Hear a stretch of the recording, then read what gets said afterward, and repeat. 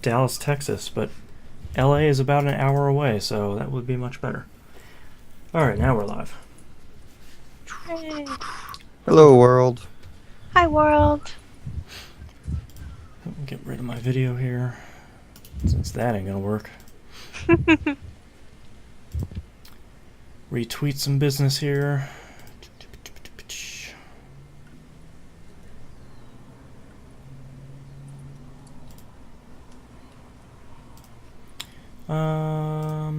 Okay. I think I am ready to start if you guys are. I'm ready. Real quick, did you guys see that Player Piano Akira video? I don't think so. It is No? freaking awesome is what it is. Hmm. I'm just gonna throw this link out there. It's like this cosplay, like, live, well, not live, but cosplay music video performance between this cello player and a piano player doing one of the Akira songs. Wow.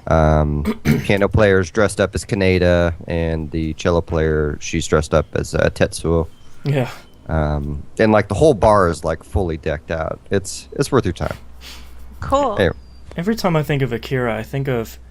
I don't remember if it was the original dub or the new dub that came out for like the remaster, but every time as the movie kept progressing, they kept pronouncing Kaneda's voice like, Canada! I Yeah. don't know why, I just always remember Canada. So it was an stupid. issue. It was an issue. Oh, man. Alright. Sorry. Okay. Now that I have plumbed the depths of my stupid anime knowledge. Okay. Yeah. Now I'm ready. Whenever. Alright. Oh, okay. Let's get recording here in 3, 2, 1. Welcome back to another episode of Picking Up the Pixels. I'm your host, Boston. Going around the party, we have Musum. Hello. And we have Mina. Hiya. I don't think we have anything to chat about here at the beginning, so let's dive right into Musum. What have you been playing? Okay. Well, I'll start with the most recent thing I've been playing. I started playing Mass Effect 3 again. Oh no. Okay. And that was a lie. That was not the most recent thing I've been playing. But the E3 thing for as non-telling as that stupid. Guess what? We like Mass Effect 2 video that they did. Yeah, hey, we're still making something. See you later. That menu navigation music for the Galaxy does it for me every time. I'm glad I'm not the only one, because I was like, oh yeah, that's the good stuff. Yeah, so I just loaded up Mass Effect 3, the last save. I guess I never beat Mass Effect 3 with my female character, so... and it started at the best place, right on Tachanka, so... Oh, nice. Went and disarmed the bomb and did another side mission, and then got to see the Thresher Maw versus the Reaper, like, you know, one of the best moments in the game. Yeah. 2-3-year-old spoiler alert warning, I guess, everyone. Sorry. How dare you? If you were gonna play it, you probably would have played it by now. Yeah. It was weird, though, this time. Like, the first time I went through the game, Morden was singing when he was in the tower. He didn't sing for me this time. Oh, weird. Like, I don't... Different. Yeah, I don't know. I wonder if you didn't have enough, like you didn't go talk to him enough in the ship or something? Maybe I just rushed through that Mass Effect 2 save and didn't get him to sing then, or I don't know. Weird. I have no idea. I didn't even know that would be... There's some Like he- sort of binary choice in there. Yeah. More singing than not Yeah. Singing, no singing? But I don't know. Other than that, the results were the same, so... Huh. It was also funny going through it because in a span of about 6 minutes, they introduce Rex's brother and kill him. Oh, yeah. He just shows up, argues with Rex, gets headbutted, and then a minute later he dies. Like, Weird. immediately. Which is really anticlimactic, but I mean, I guess it didn't. I don't know. I didn't notice it the first time through the game, but I know a lot of people were down on the Mass Effect 3 music, and it's I don't really blame anyone for being down on it because I think it's more orchestrally generic than the previous games. But at the same time, I really love the music in it. Yeah, yeah. It's. I mean, it is different. I mean, I think when you look back at Mass Effect One, that feels very much like a 1970s sci-fi soundtrack. Ah, Mass Effect 1 is so good soundtrack-wise. Yeah, I mean, it really nails that kind of that whole thing they were going for, where it's like, yeah, we're making. Do you remember the sci-fi movies from your childhood? Well, we're making one of those. And three just feels it's a good soundtrack, but it feels like it's comparatively it's kind of lesser than. Yeah, yeah. But I don't know. Still pulled on the right heartstrings. Those nightmare scenes really.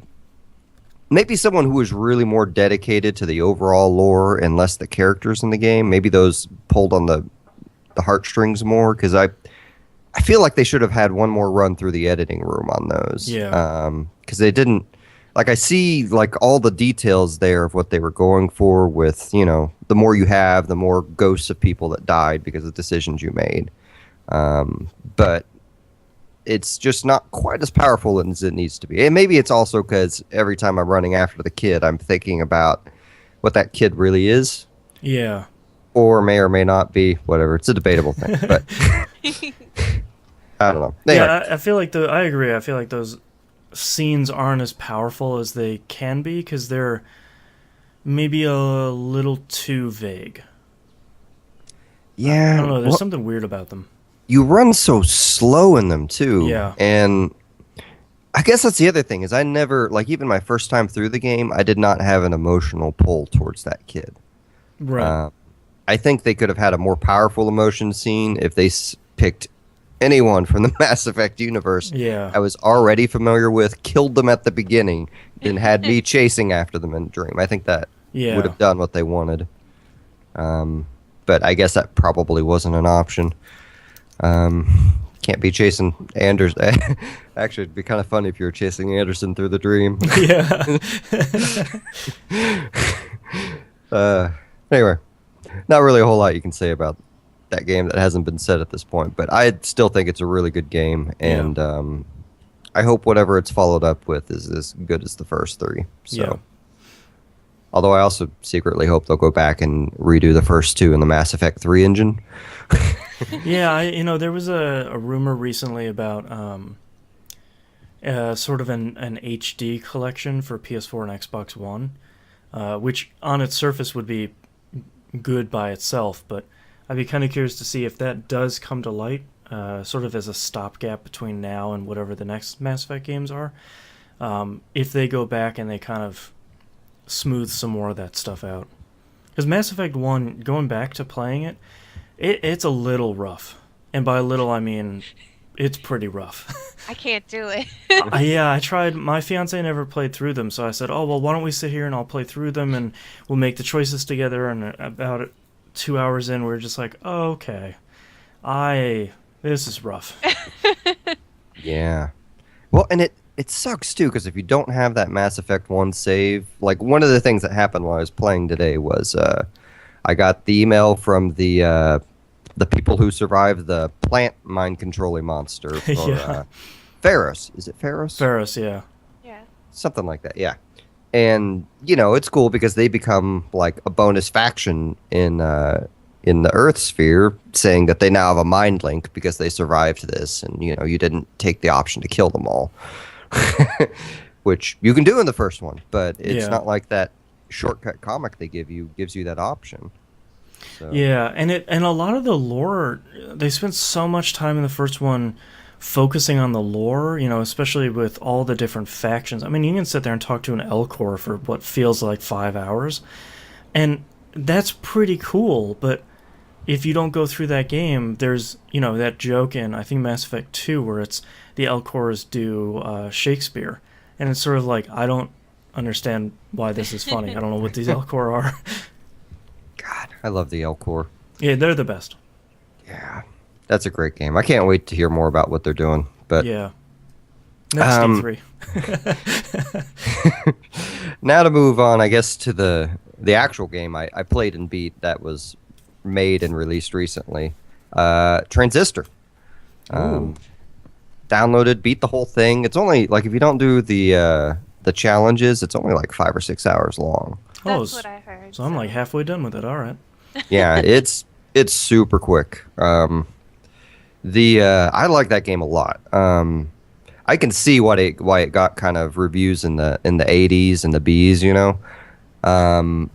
Just because it's so weird in some things, but like the system in it is just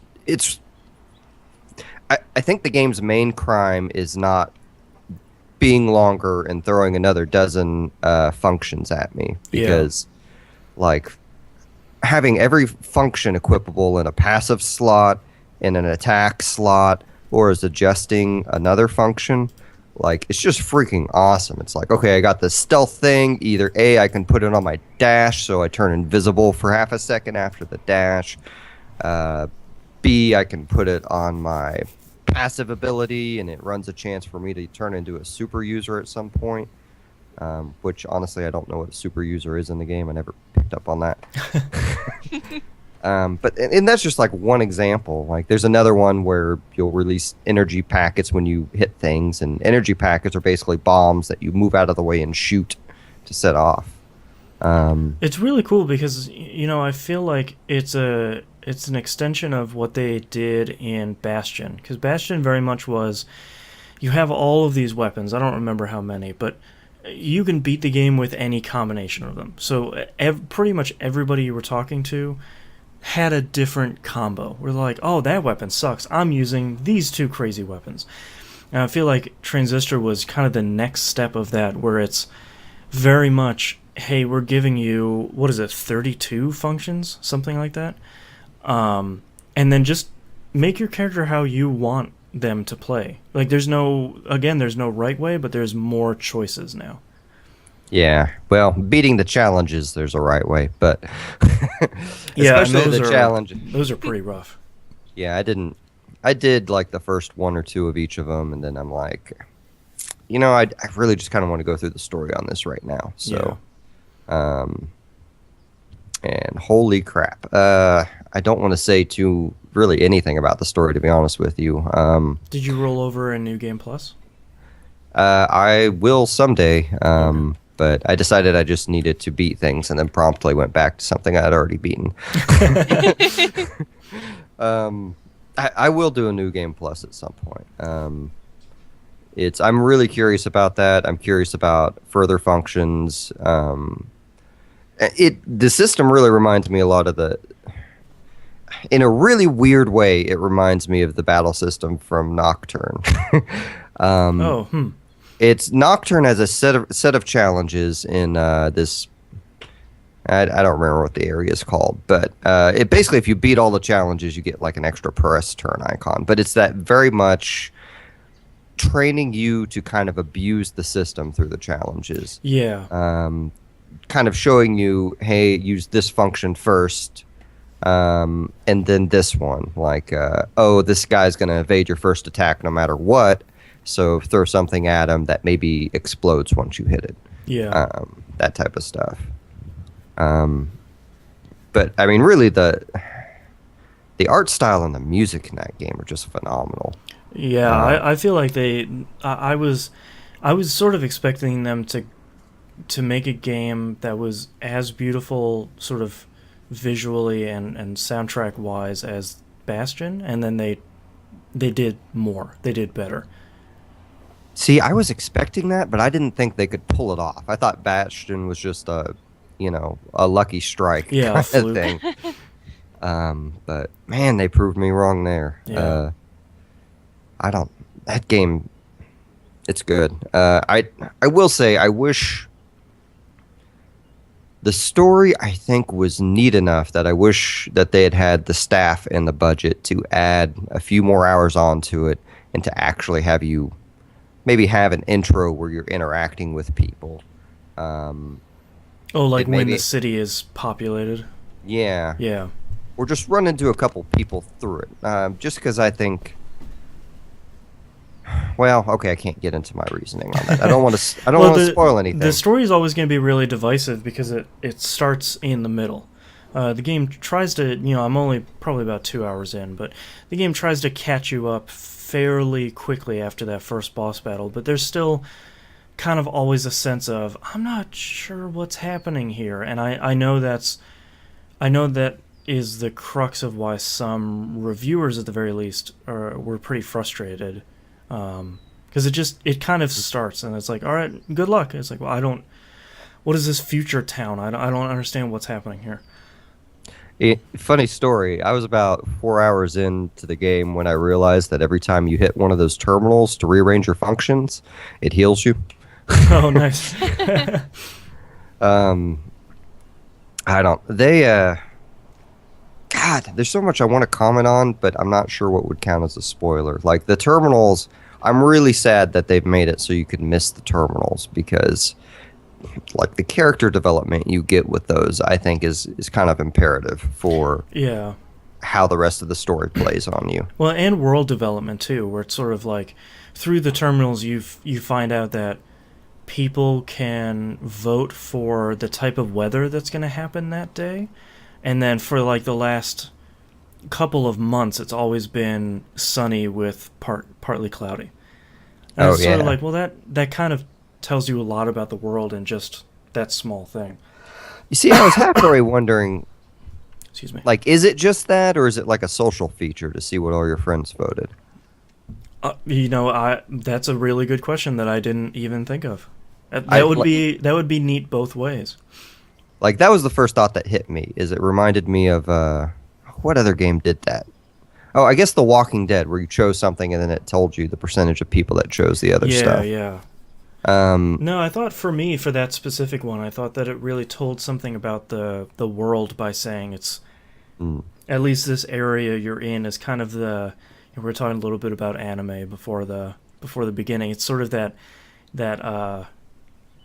mecca, the really well-to-do upper levels of a future city where the bottom levels are where the plucky hero comes from. But that it sort of told me that it's sort of like, well, I can't be bothered with rain, but then maybe that's just what your friends picked. Well, and later in the game, those terminals really serve as, how do I put this? They serve as changing the silent protagonist's dynamic. But anyway, I'm going to wind up spoiling something else if I keep talking about this. So yeah, let's not. But I love that game. I'm sad that there's no... Like, I would actually like to see something else in that world with that character, but oh well. Moving on. Let's see. I also played a tiny bit of Shin Megami Tensei 4. I picked it up. I was like, okay, where am I? What am I doing? I have no idea.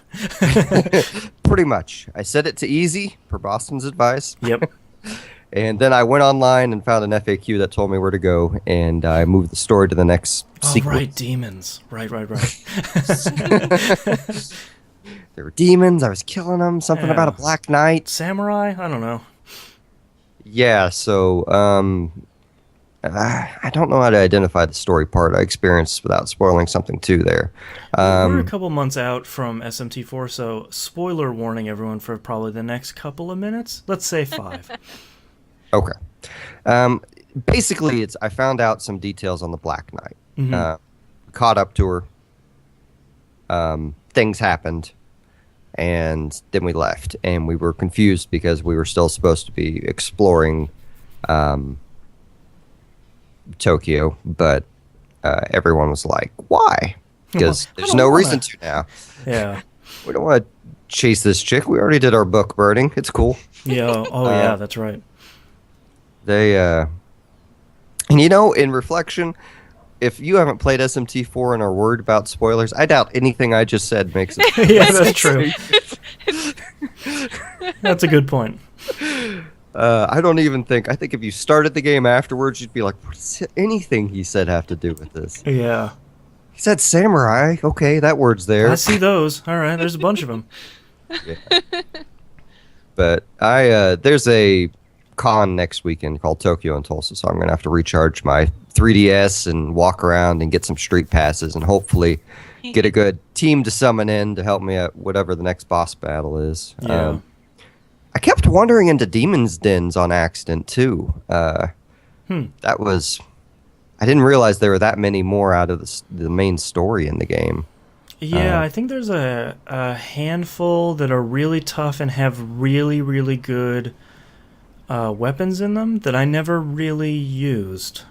So, I don't know. I beat the game fairly easily by the end. I didn't even really focus on over-leveling or anything, so there were a bunch that I kept a FAQ pretty close to me because it's one of those things where it's like, go to Shinjuku Station. I was like, I legitimately have no idea where that is. Someone please help me. Where? They really could have benefited with a labeled world map. Like, I think that would have aided them a whole lot in this game. Yeah, because like some of those are like, well, you have to go to this area. And it's like, okay, well, go through this subway station to go down through this place, go through half of this dungeon, take this other exit, and then you're over there. And I was like, I thought it was like next to me. I would have never figured that out. Yeah. Yeah. I don't know. Yeah, that's a cool game. I got to get back to it more. I don't know why I'm having such an aversion to most video games right now. Like I kind of had to force myself to play Transistor a bit, and I guess it's just because I'm doing 50-hour weeks at work still. And That'll it's do just it. yeah. So in SMT4, which path are you going on? Are you going the fluffy-haired dude or the attractive guy? Honestly, I feel like I agree with them both about equally now, which is probably screwing something up.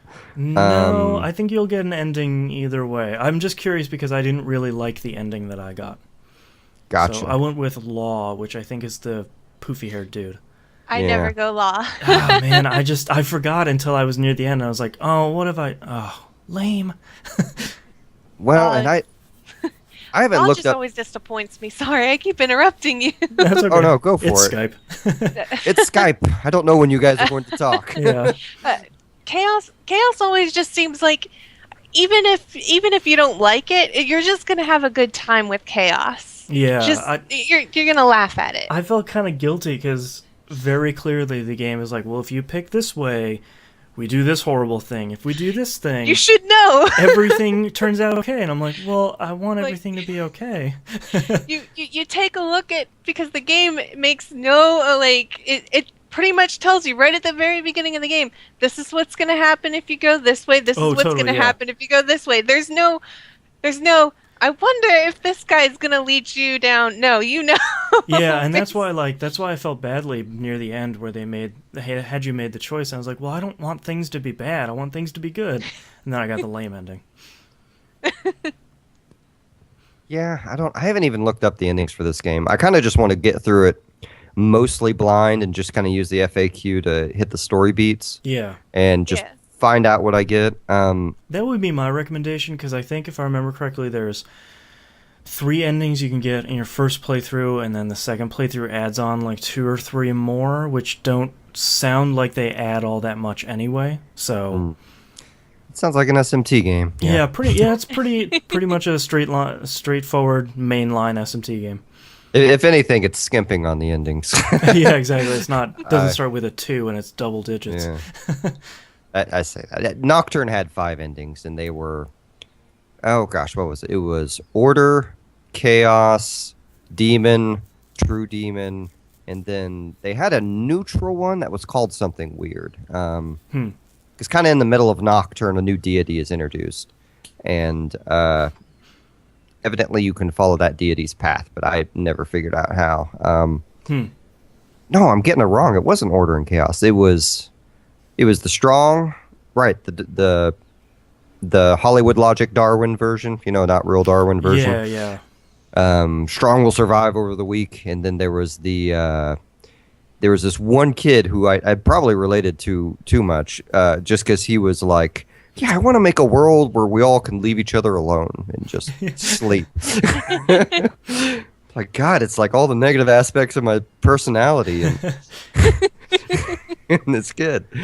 But I don't know. I went True Demon in that. Well, it's really the coolest sounding, so you want to Yeah. be not just a demon, but a true demon. Yeah, Not one of those yeah. poser demons. You get Dante and Lucifer's on your side, and It's the metal ending, really. yeah. Well, and they always do try and do that philosophical, like,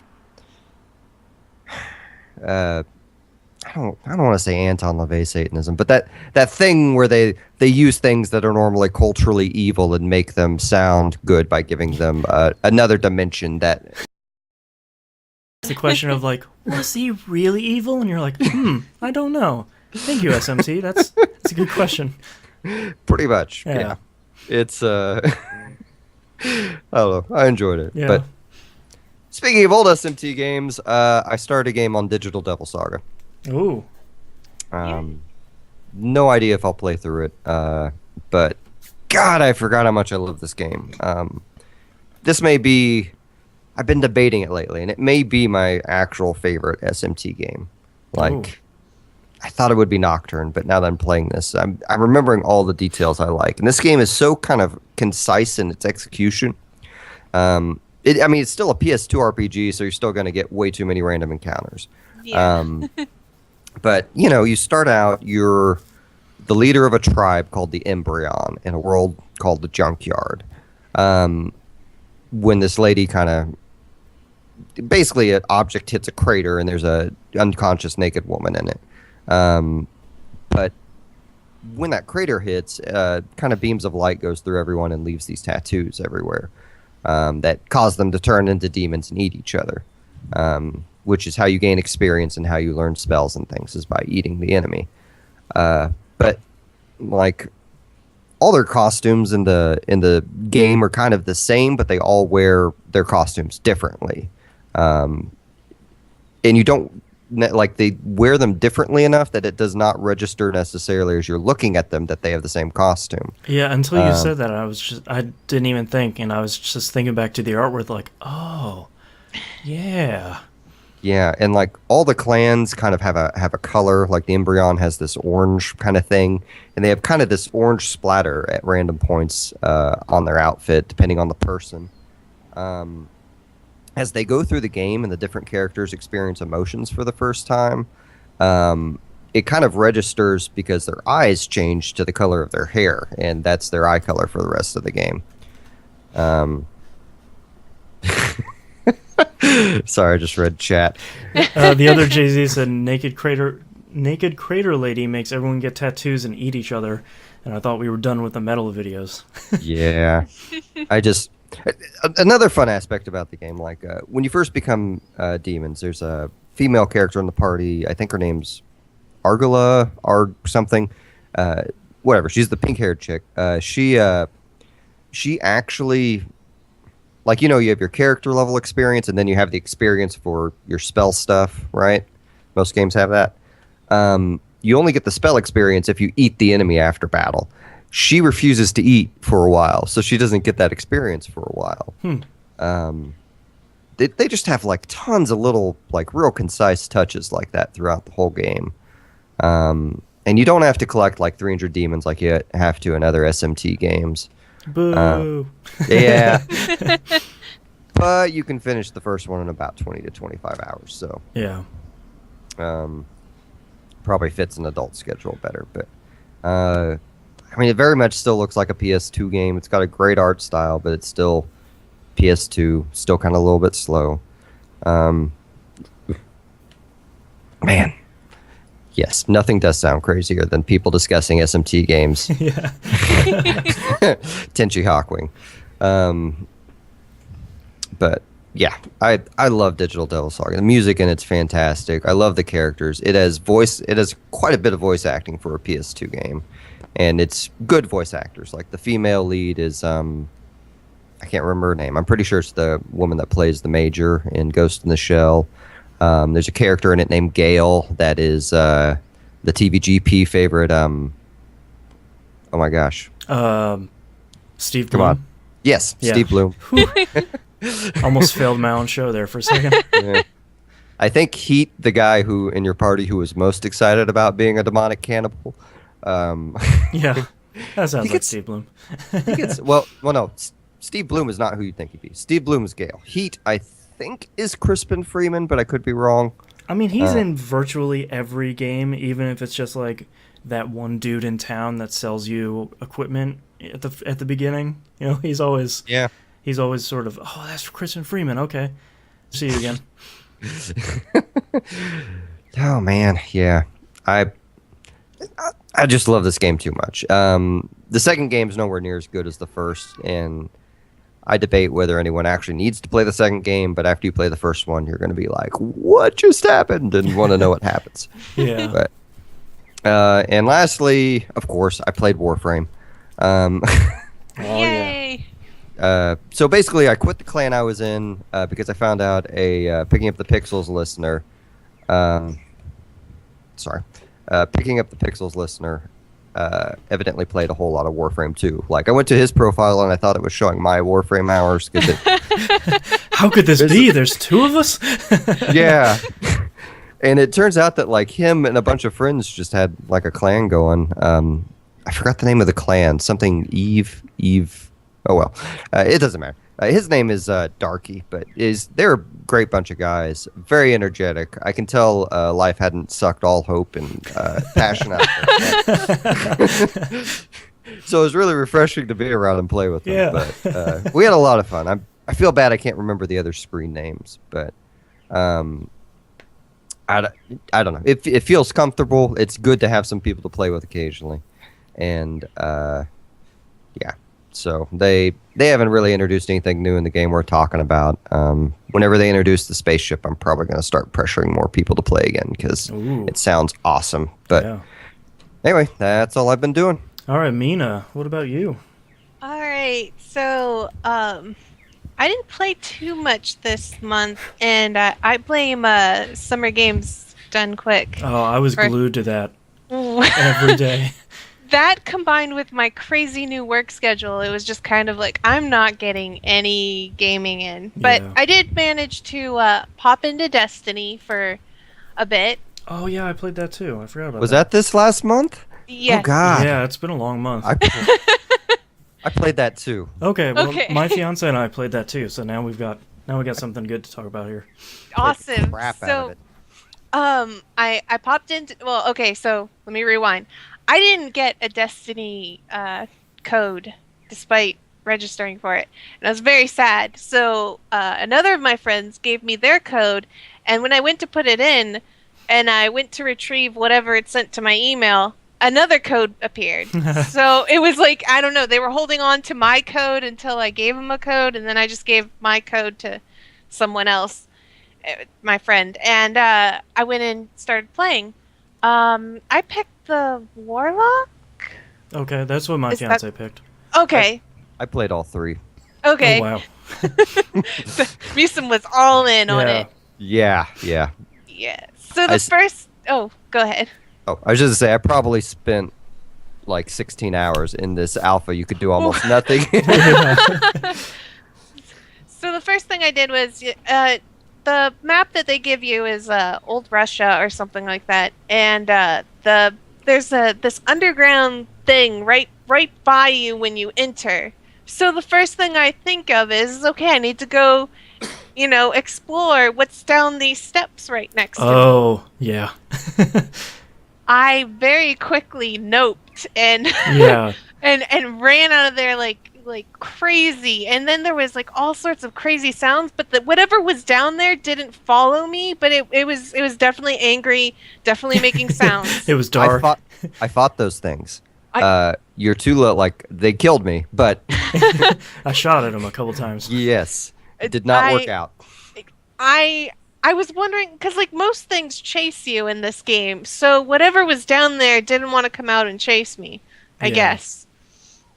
I definitely harassed whatever it was because I saw something moving, so I shot at it, which is kind of why it got angry and chased me, kind of, until I got to the stairs, where it ceased. And I don't know what it is down there, but... They were like these big... I can't even remember if they had swords or if they were just beasts, but I remember them having like horns and looking like skeletal knight things. Like, there were like 3 or 4 of them, and they will kill you in one hit, and you won't do any damage to them. Yikes. Or at least if you do damage to them, their health bar doesn't move. It's like insignificant, right? Yeah. So some things that I like about the game. I like the moving vehicle that you get, whatever it's called. What is it? Oh, like the land speeder or whatever it is, yeah, the Star Wars Yeah. thing Yeah, the Star Wars thing. it's a land speeder. on the forests of Endor. I like how smooth that is to just immediately, hop on it and go. Like it's really nice. I Yeah. like that. I like how it moves. I like how it kind of can move side to side and strafe a little. I like it. And at the same time, I also like how enemies can shoot the crap out of me and I get blown up and thrown off the vehicle. Yeah. So it's not like I'm invincible on it or anything. It's just kind of like this. I don't know. I kind of like it the way it is. So that's really good. There seemed to be a lot of infinite spawning enemies. Like Yeah. they kept getting dropped in. I don't know if that's just the alpha or if that's in the final version. I don't want it to be that way in the final version. Yeah, me I really, neither. Cause I want to explore, but then they keep dropping enemies on me, and I couldn't go anywhere. So It's one of those things where like you could walk around a building killing dudes, and you could just keep walking around it and Yeah. finding more enemies. And I was like, what's happening? and it took me a moment to figure out, like, they keep respawning. I need to just like push through it. But then at the same time, I was like, I really wish it wasn't like that. I understand if they can get dropped in. A drop-in's nice. It's really cool to watch them drop in, Yeah. but just the constant wave push thing, that was minor annoying. I don't know if you guys got any. Did you get any public events where? Yeah, we got Yeah. the spider tank one. Okay, I showed up to one, and there were like 8 or 9 of us, Oh, and it was like so. Some people were telling me like how they usually only see like 1 or 2 people or something like that. I had an army shooting this thing down with Wow. me, and it was really cool. My experience with them was it would happen like, who was I playing with? I can't remember. There was one guy I was playing with from the community.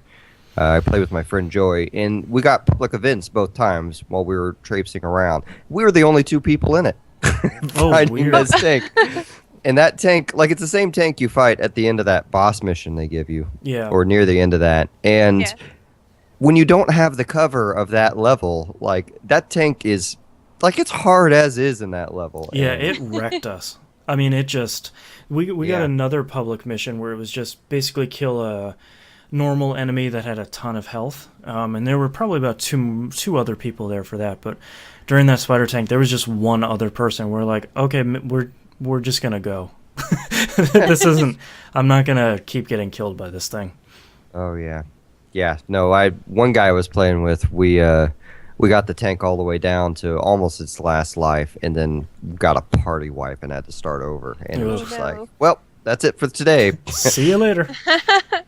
They recommended level 6 for that level. I recommend level 8 because Yeah, totally. level 8 it felt like the right level of difficulty to me. Yeah.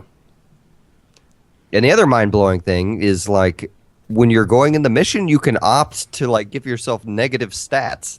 Yeah, make it harder for yourself. And I was like, what is wrong? Yeah. No. No.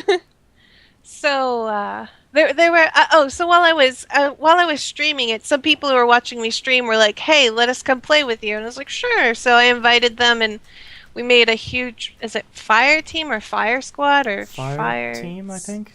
Fire team, Fire sure. something. We'll go with it. It's fire something. Anyways, we they took me to some place in the game that I don't even know how to get back to, but it was really cool. And there was this, I don't know what to call it. I guess some sort of alien turret machine thing that if it shoots you, you're dead. It's an instant dead. Huh. And it reminds me of like the Legend of Zelda where the little eyeball thing kind of swivels around in a circle and it shoots out like a laser and goes bzzz. Oh, yeah. That giant eyeball thing? Yeah, but it was like this metallic diamond looking thing, and it killed us if we Weird. got anywhere close. So what we ended up doing was there was this cave entrance that seemed to lead to some sort of alien hive looking thing, Mm-hmm. and that turret thing was in front of it, but it shoots one beam of laser. So all of us jumped on our I really want to remember the name of that vehicle. Given to speeder bike. Just say it. Speeder bike. Land speeder. Land speeder. It's okay. So It has a cool name. we- I just don't yeah, remember what it is. I know. It begins with an S too. We charged at it all at the same time, and we shot at this cave entrance, which was pretty tight, and there was like 3 or 4 of us got blown up, but the one guy made it all the way in, and he started exploring, and he was like, "There's a huge troll in here." He's like, "It's ginormous," and he's like, "It's gonna kill me," and he died real quick. So whatever was, we were kind of like, way beyond where you're supposed to be in this game. So like that stuff apparently was all above level 20 stuff. Oh wow. No business being there. We went there anyways. Kind of sad I didn't find that. Because I loved looking through the nooks and crannies in that game. Yeah. That was the crazy thing. We were all just hunting like every little corner of the place, but we had such a large team that we were just like sweeping through this area. It was like some sort of, it looked like a bunch of ships had crashed on this desert. Oh yeah, they added that about halfway through the alpha. Now I know what you're talking about because my fiance and I played a ton that first day, and then they patched it and we went back in and we're like, oh, what did they change? And then there's just this whole huge new area with all the ships, and I was like, oh, that's well, all right, that's a lot of new stuff.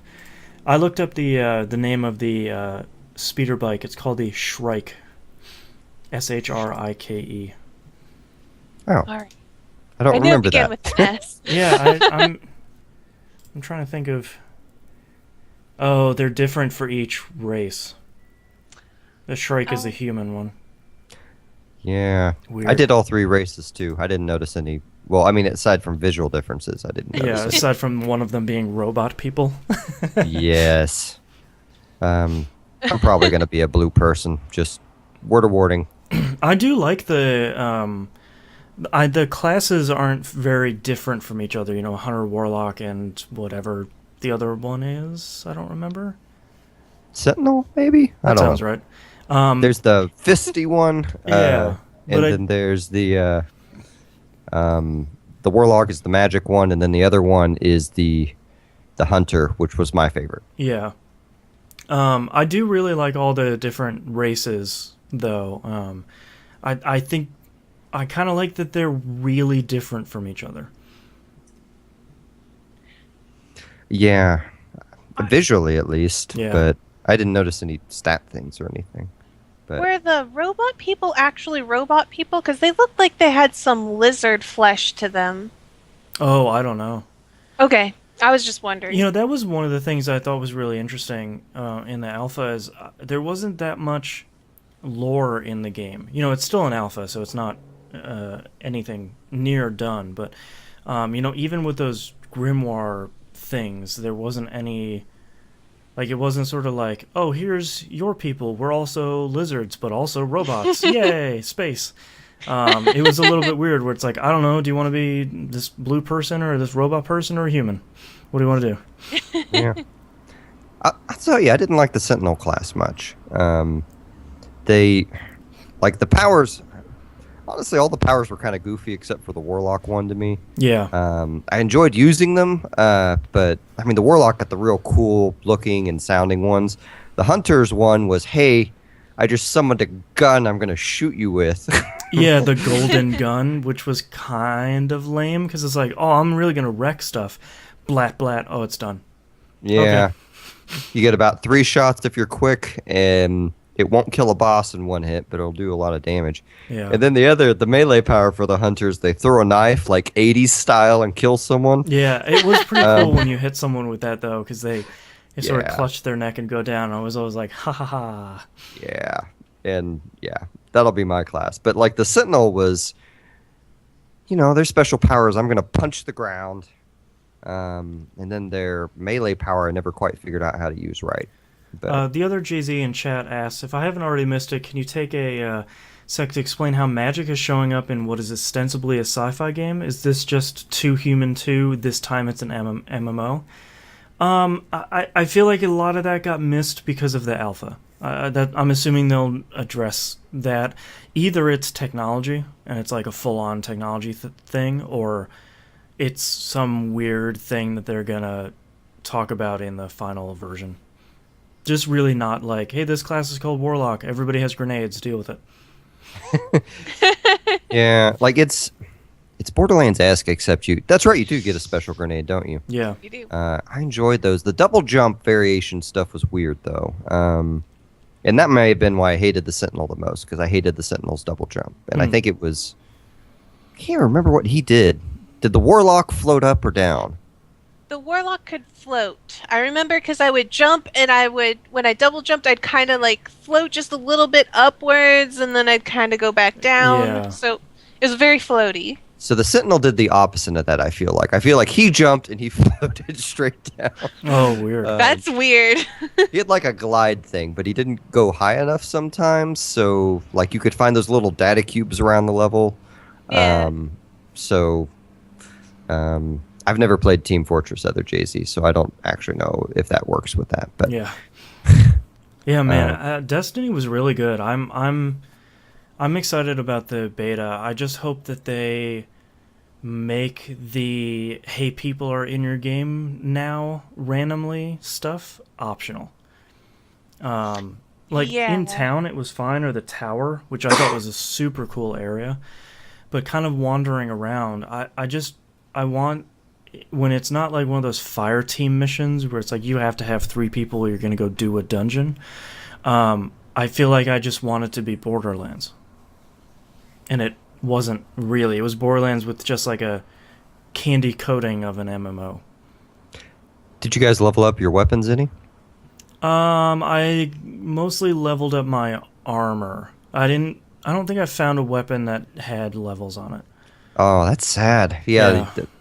Until you start getting the special weapons, they're color coded like Borderlands or something. But since the menu system's so vastly different, all the colors are different too. Yeah, it seemed like they had their standard green, blue, purple, and Yeah. then other stuff. Yeah, I liked having the menu backdrop actually be the color. That really spelled it out for me. Yeah. But yeah, I found a ton of stuff that was like that. I actually had the best luck with weapons. Just going to that dude where you can just buy documents that randomly turn into weapons or whatever they were. Yeah, like the guy you could buy encrypted stuff from. Right. Yeah, that was it. Yeah. I got way better stuff from him than almost anywhere else in the game. I mean, the bosses usually drop something good, but The other JZ in chat asks, wait, leveling up weapons plus upgrading? That sounds cool. So the game's kind of interesting how it does your skill tree and then weapon and armor leveling. So your skill tree is basically a bunch of circles that all get filled in. As you fill in the top row, the bottom, the next row from that skill. So like if you fill up the first skill of the grenade, then experience goes towards the next one right below it. So it's this kind of top to bottom kind of leveling thing. But well, and it's on top of that, like once you unlock that second level, you can choose whatever level you want to land on in case the second level does something you don't want. oh, that's true. Yeah. So you can kind of enable and disable all these effects. Yeah. But the thing that I thought was really cool, and I'm really surprised that I haven't played a game that's done this before, is each of your weapons, green and above, and armor green and above, have at least one effect on them. So one of them that I picked up was as soon as you leveled it up, you carried more like assault rifle ammo or something. Like it sounds small, but it seems like some of the higher level ones are pretty cool. So it seems like it. The great thing too is you didn't have to like dump experience into this thing. It just kind of seemed like as you were gathering experience, it threw it across all of this stuff. So everything was leveling up as you were getting experience. I kind of got the impression that the weapons level up just through use, like just straight up. So Oh, yeah. okay. But I could be entirely wrong. I mean, there was so little information to go off of on how anything worked in that alpha. you Yeah, know? it's still very much. I mean, it's not. The nice thing is it's not really like a playable network test. You know, like most betas are. It's actually like, yeah, this thing isn't done. Like, we're not giving you very much here. So I love that they made a T-shirt out of that wizard was came from the moon. Yeah. That was a nice wink and nod that they did. Yeah, I always I like it when something like that piece of criticism emerges and the game developers can laugh with you and not Yeah. be hurt. And You it's don't you don't get our lore. do you understand the context of the word wizard and moon? Yeah. Kern Tony is asking, any thoughts on the time exclusive stuff for PlayStation systems, or will we be playing it on the PS4 anyways? I'm PS4 anyways. Yeah, I'm PS4 anyway. I don't own an Xbox One, so I'm PS4 anyway. Yeah, I think for almost anything, time exclusive stuff sucks across the board. But I have both platforms, but both my fiance and I have PS4s, so that's where we're gonna play it. So Honestly, companies like Ubisoft have kind of killed exclusive platform stuff for me. yeah, In that I no longer care at all because I know I can't get it all unless I'm an absurdly rich person who orders a copy of the game from everywhere in the world. and I just platinumed Watch Dogs yesterday, and I didn't even go through all the PS4 exclusive stuff because it sucks. Like, all the platform exclusive stuff is just so minimal that it's just not even worth going through. So I'm hoping that the stuff from the stuff that is exclusive to the PS4 is probably not going to be that major. And the other Jay-Z wants to know what I'm playing on the Xbox One. Nothing. It's actually not even plugged in right now. Man. Sorry. Poor Xbox One. Poor Xbox One. Boy, it's a day one edition, though. I'm super happy I got that. I used my Xbox One controller to play Final Fantasy V, though. It got its use there. There you go. Yeah. Yeah. So, segueing that, speaking of Final Fantasy V, that was the other game I was playing this month today. Let's talk 4-Job Fiesta, Mina.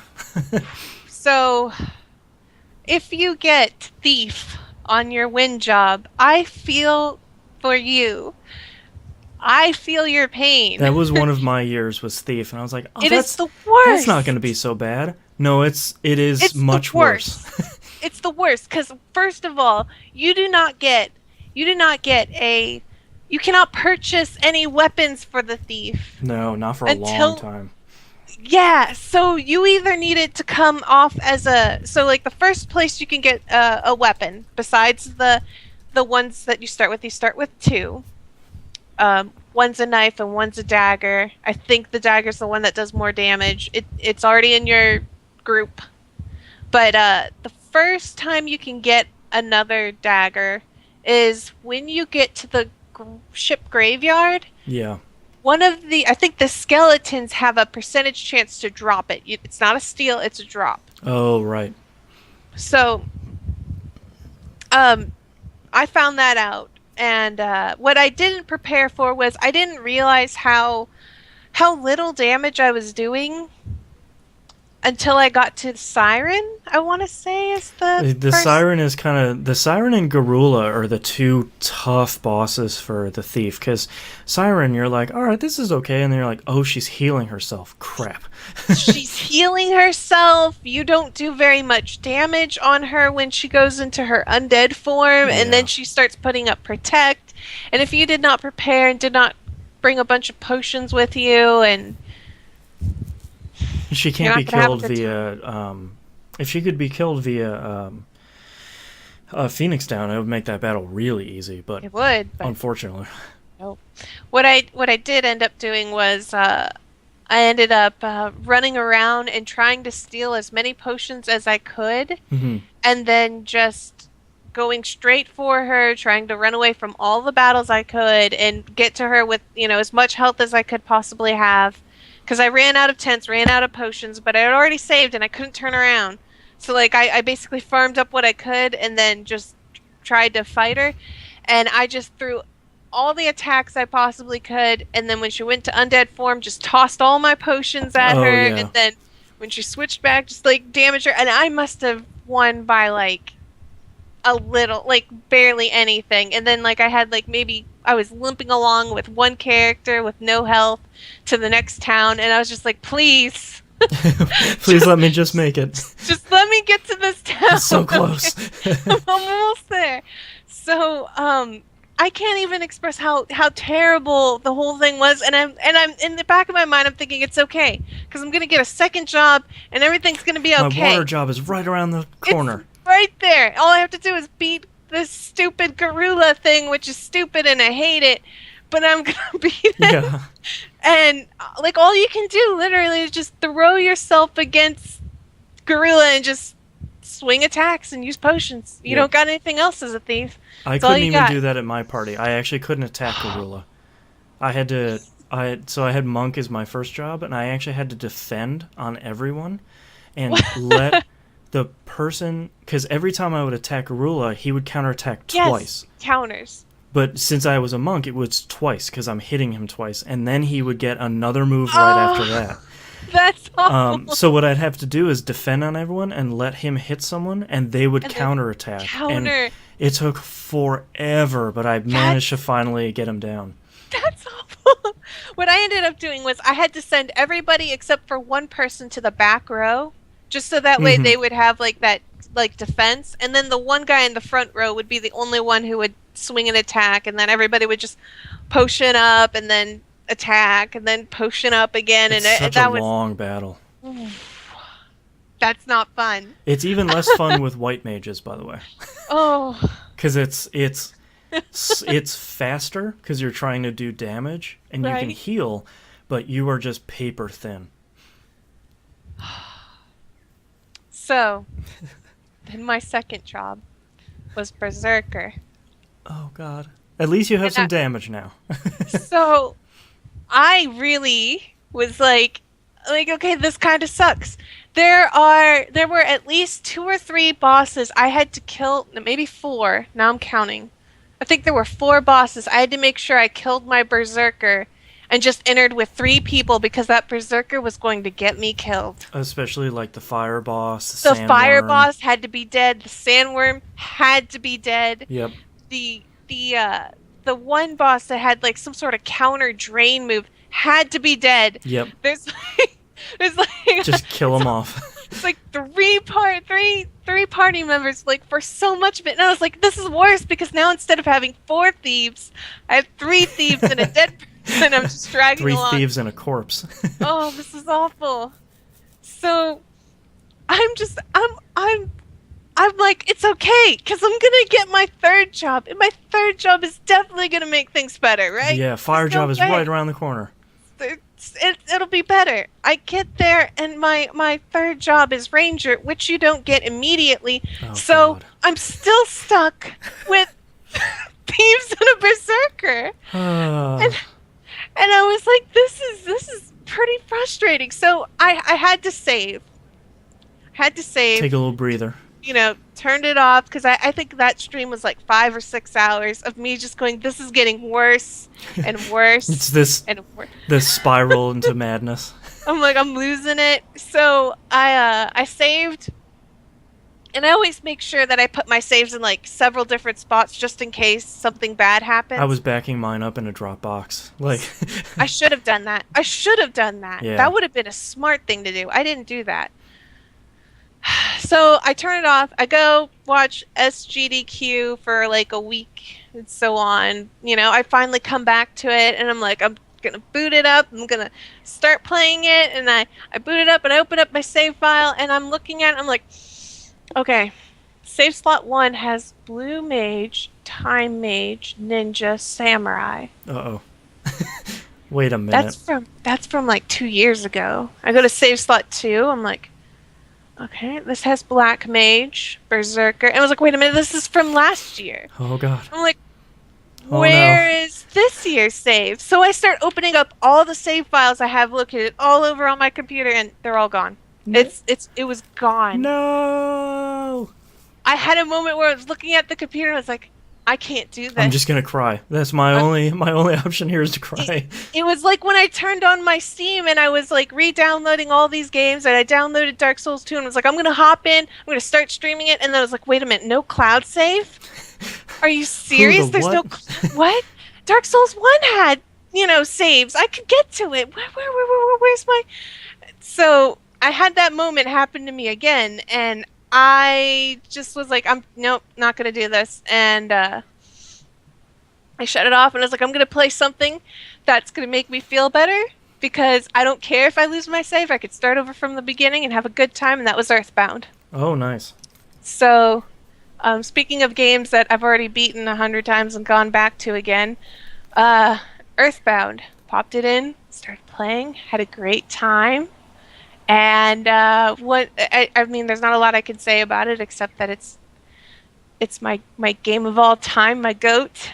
I really need to play that game someday. It's so good. And me too. And the thing is like, I look back at the game, and you look at the year it came out, and then you look at the games that came out before it and after it, and you kind of wonder why some people didn't steal, more of their good ideas. Yeah. For example, like the one thing that I really liked about the game, even as like a little kid, so there was like this hint guy, and you pay $75 in the game or whatever, and he gives you a hint on where to go.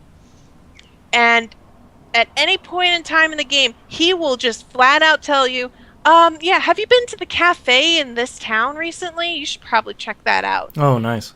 So even if you put the game down and forget about it, you come back, you go to the hint guy, and he's going to tell you right where to go. And I didn't understand why games that came out after this never stole that idea. Like, all games should just take that idea that, especially with RPGs, with how long they are, and how you may set it down and forget, you should probably just steal that idea. Yeah, and not even like in the way that I think the Tales series does it, where they have this kind of in-game guide where it's like, here's what we did last. And I was like, right, but where do I go? Where do I go? Like, I need to know who I need to talk to, because I didn't. So, I really like that. There's a lot to like about this game, and if you're kind of like, I don't want to play Earthbound, I don't want to play Mother 3, and I'm not going to say something's wrong with you for not wanting to play those two games. But I'm not going to say that you're entirely right. I'm not. Atlus is coming out with a game that had a Kickstarter that failed called Citizens of Earth. Oh, yeah. It is basically what somebody who would have stolen all of Earthbound's ideas and just basically said, we're going to make another game that just took all of their ideas and just make it. Oh, interesting. So that was actually a failed Kickstarter that Atlus saw and was like, you guys have potential, picked it up, gave it money, and I don't remember when that game's supposed to come out, sometime maybe at the end of this year. I think so, yeah. I played what was like a first look or something that they had uploaded to their some sort of Google save thing, and I played it, and I was like, this is exactly what I would imagine, like somebody just basically adapting Earthbound and 3 and just taking it to modern day. It's fun. It's going to have a character gambit like none other. It's going to be kind of like Chrono Cross's. Like, you get there's a bunch of different characters. Yeah, there's you're like 108 stars. Yeah, so Excuse me. And they all have like different recruitment requirements. So I mean, it looks like it's gonna be fun. Yeah.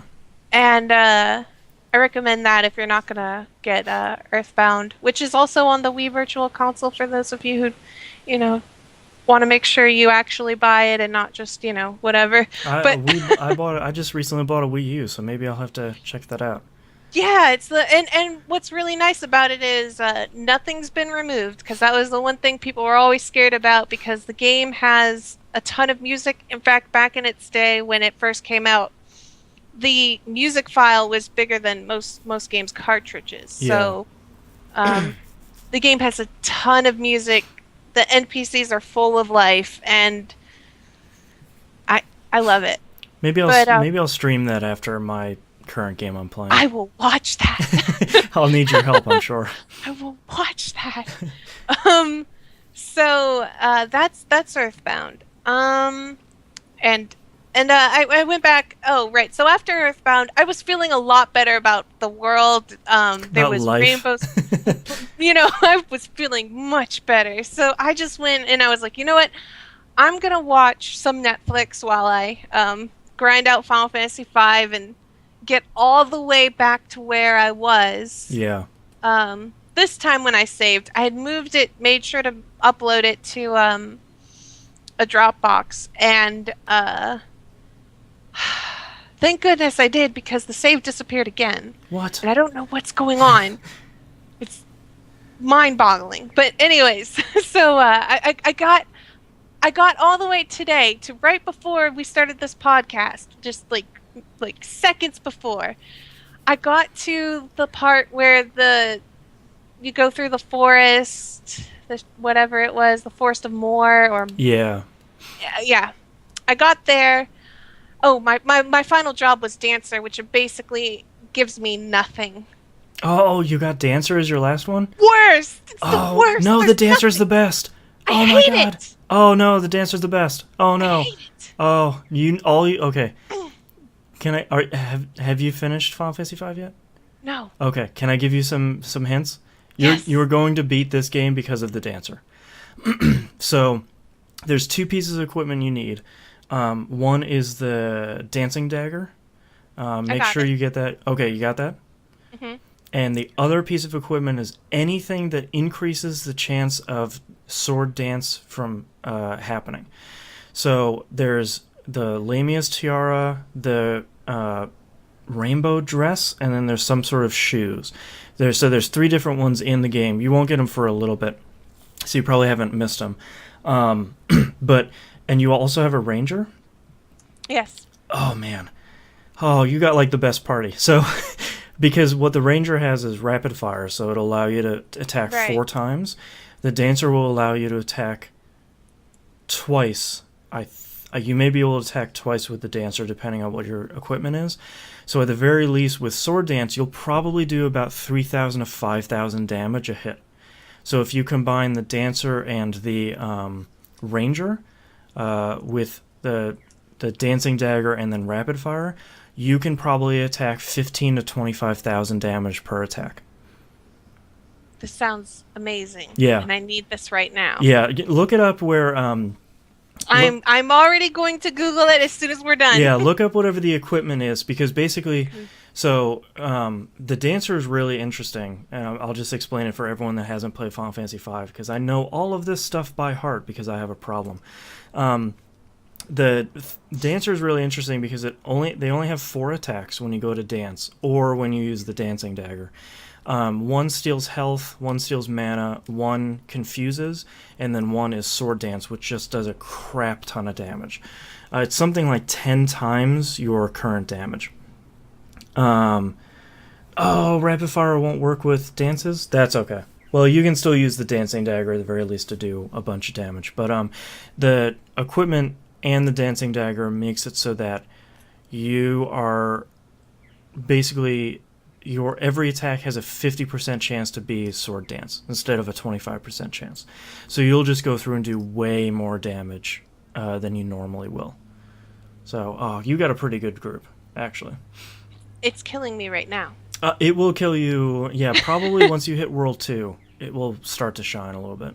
I'm right now, I'm right at those crystals. Oh, God. And I can't. Those crystals, I swear to God. I can't. I literally cannot beat them. I'm trying to think of how you can. Let's start with my problems. Okay. My problems. So the way the crystals work, there's 4 crystals, and they have a pretty high chance to do a crit. I'm not sure if it's 100%, but they seem to have a pretty high chance to crit. They do a lot of damage.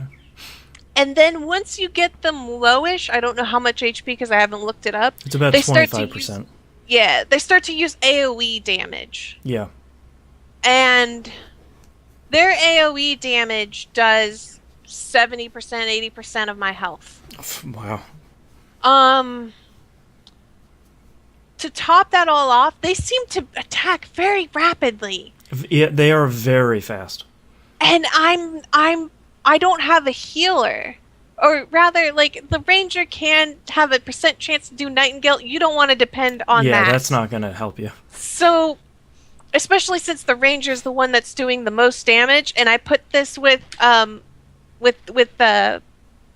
little asterisk. Technically, the berserker does more damage, but the problem is the berserker is attacking randomly, and you don't want to have 2 of those crystals at low health, Nope. or I'm just gonna wipe. Yeah. So the berserker cannot be alive. I have to kill it Oh, okay. Well, that's so. because the berserker's killing me. Just wandering around, just hitting any of those enemies and just weakening them all, and then they just start. So I can't out heal it. So I can let me throw out a crazy idea here. You should actually reverse your party. You should put everybody in your back row except for your berserker, and your berserker your doom axe. I'm hoping you have one of those still. I don't have a Doom Axe. Crap. That's so if you have a berserker, that's the way to beat the crystals. Is for some reason the doom axe has a very high chance. So the crystals aren't heavy. So, and it seems to have a higher than normal chance to one-shot those crystals. So basically you have nobody else in the party attack except for the berserker, and then he one-shot kills. I don't have it. I don't even know where to get it. Well, once we're done talking, in between breaks, I'll look up where you can get I can't beat this though. So the only thing I've come up with is, unless I come up with some sort of miracle, I have to grind a ton so that way I can get enough HP so that way I can survive some of the crit hits and such. What's really helping me right now is everybody has an elven mantle besides the berserker, and they're able to dodge ish. Yeah. But when they don't, it's just everybody wipes. And the amount of damage those crystals are doing, it's just stupid amounts, and I can't out heal it. I don't have any way to AoE heal myself. I don't have any way to sustain myself, so I'm just dying, and it's I give up on that. There's still a way you can beat it, but without that weapon is gonna be pretty tough. I can't rapid fire either because it has the same problem as the berserker. It's randomly hitting any of them across the screen, so my only option is to have the ranger do aim and everybody else just potion. That's the only way I got as far as I did. It's awful. Yeah, I'm trying to find where you can get more of these weapons, but I think you're in between opportunities for you to get it. Yeah. Oh man. Yeah, your only other chance would be really kind of leveling the hell out of that game, but that's boring. That's what I'm gonna have to do. Oof. So, there I go. There's Final Fantasy V and where I'm stuck at. I've also been playing one last game, and it just came out very recently. It's called Divinity Original Sin. Oh, I've been curious about this. I just heard about this yesterday, and if I had $40, I would have bought it. So tell me about it. Is it as good as it looks? It's as good as it looks. Yes. I'll start with that. It reminds me of Baldur's Gate a lot. Specifically, more or less, the more PC version Baldur's Gate, because I know, like, some people are like, I played Baldur's Gate, but it really reminds me of the PC version, where it's a little more Dungeons and Dragons sort of feel to it. Oh, okay. But that it's not a bad thing, I assure you. When you first start your game, you make 2 characters. And you just design them, and you can pick their class or whatever. I'm going to go ahead and help everybody out here right now. Do not pick Rogue. Okay. Don't pick Rogue for either one. This is a tip from me, and I am rewarding everybody here who is listening by do not pick Rogue. It is worthless. Okay. I don't want to call it worthless, but here's the thing. Okay, so it automatically picks like the things like lock picking, sneaking, whatever. Stealing, etc. Except the thing is, anybody can do those things. Oh, interesting. Without putting points. So in it's like the that. first Dragon Age, where it's like, I'm gonna be a rogue to lockpick all these chests. No, that other dude can do it. Stupid. Don't do it. Yeah. Because everybody learns a sneaking move, and it works way better than just walking up and trying to do it without it. So, don't pick rogue. Secondly, I do recommend picking mages because, holy poops, they do a ton of damage, and they can also attack from far. So it's also kind of like, I don't know if you guys have played the first Fallout. Yes. Okay, so it kind of reminds me of the first Fallout in a way. Oh, okay. So, because the way the battle system works is it goes by a turn order. Like, let's say my mage goes first, followed by my tank, followed by the enemy, followed by enemy B, C, and then back to my mage, and et cetera, et cetera, et cetera. Everybody has like a little action bar with little bubbles. It counts like it starts with maybe like 6 or 7 bubbles, and then to move it costs 2 bubbles. To move farther, it's 3 or 4, 5, 6, etc. So if you have your mage who can attack very far away, they don't have to like move around and waste their bubbles or their action points to move into combat. Right. They can just stand in the back and then use their combat points to just attack.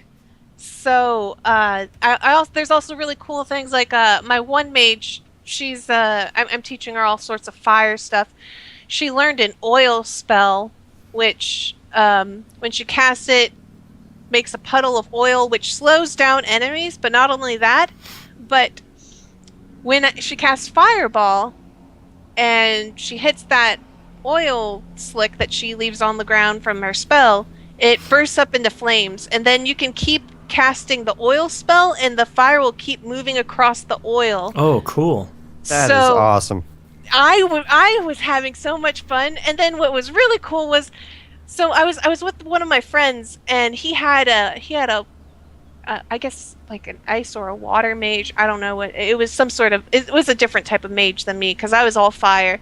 I accidentally set the place so much on fire that there was like this flame wall blocking us, and he casted a rain spell which put out the fire, and we were able to move on through. To my understanding, the fire will eventually stop, but I accidentally created a monster. A towering inferno.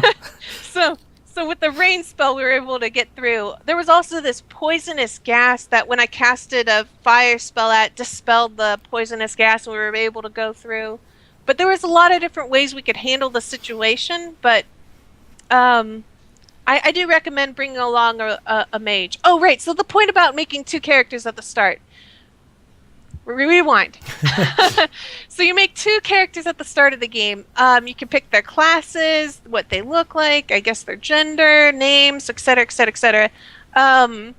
So I made a tank, and I made a wizard, I want to say. And the tank had a heal spell, an ability that would stun, I want to say, and one ability that would basically do like this rush attack, which would rush him forward to the front line and basically strike, and had a chance to knock down the enemy on the ground.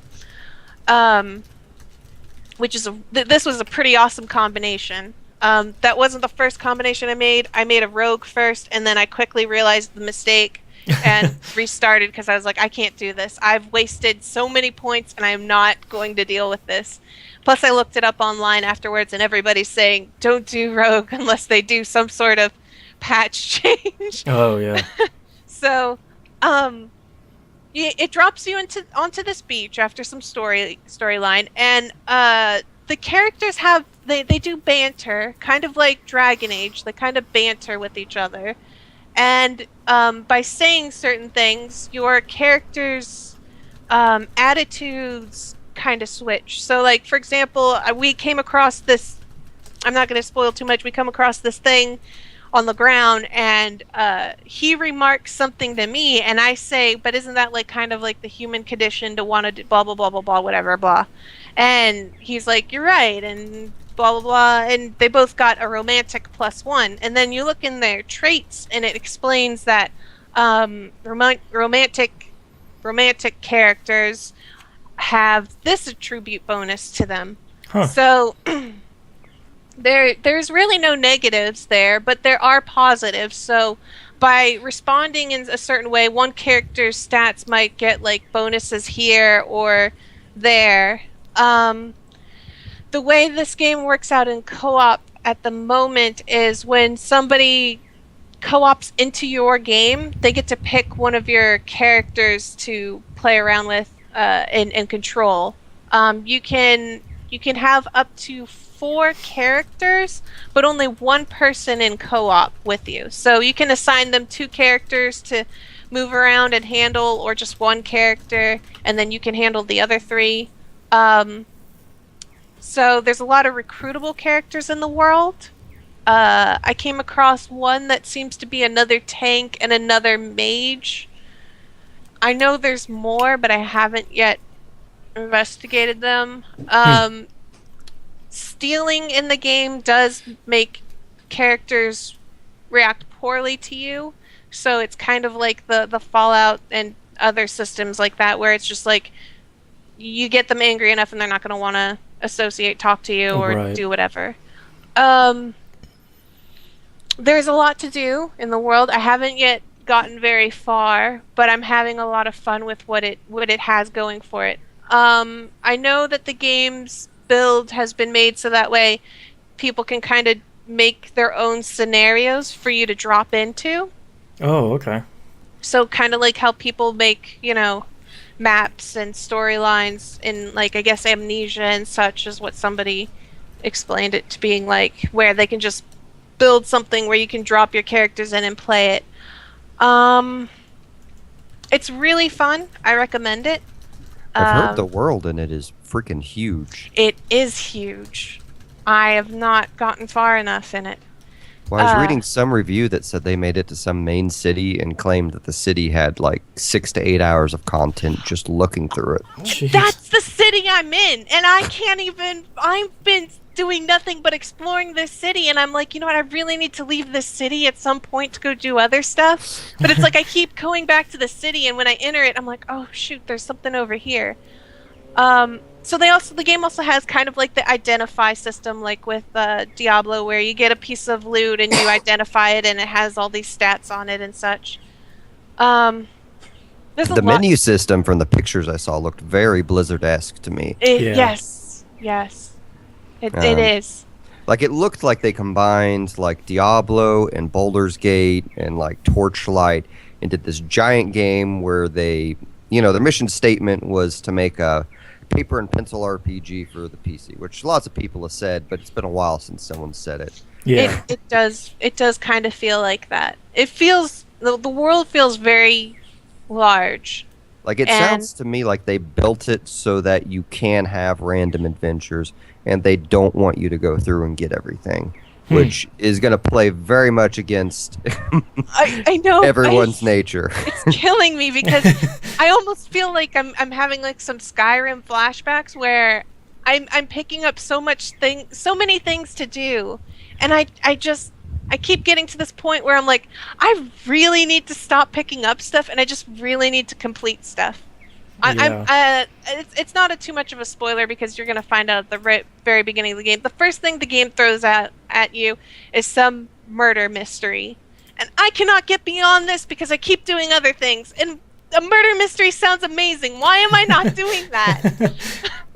Like I haven't even done the investigation yet. I'm just still exploring this town, just going like, "Oh, look at this shiny." But then, I start talking to some of the people, and they're like, "Man, that guy's dead," and I'm like, "Oh right, Oh, right, that guy. I was called to come here and deal with that." Right. I'll get to that soon enough, I swear.